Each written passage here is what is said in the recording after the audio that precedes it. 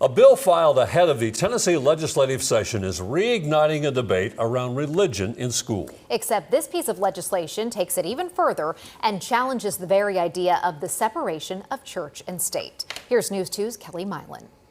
Prayer in public schools is not a new question. It's an old one, returning again. At the Tennessee State Capitol, Republican Representative Gino Balzo is asking whether the line between church and state has been drawn too far. A new bill from Balzo argues the idea of separation of church and state has moved away from its original intent. He's pushing the envelope a bit, but he's going farther than that by saying that the entire Supreme Court jurisprudence post-1947 regarding the Establishment Clause is wrong. The Establishment Clause says Congress shall make no law respecting an establishment of religion. Supporters of Balzo's bill say the result is not neutrality but discrimination. That religion, they argue, is being treated as something to be kept out rather than protected. Opponents say that argument remains baseless. In a religiously pluralistic society, we just can't have one-size-fits-all prayer. House Democrats responded by pointing to what is already happening inside Tennessee schools, writing in a statement to News 2, Tennessee public school students are already free to pray and study the Bible. No one is stopping them. In fact, there are already student Bible clubs already happening in the district he represents. Instead of chasing problems that don't exist, a better use of the legislature's precious time would be to address the K-12 school funding crisis. Tennessee ranks 47th in the public school student spending. That's the real problem. New religion and education cases are making their way through the courts. The interpretation of religion in public education has, some argue,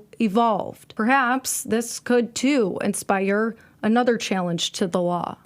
Lawmakers return to session Tuesday. For this bill to become law, it must first be assigned to committee, survive hearings and votes in both the State House and Senate, and ultimately be signed by the governor. Back to you.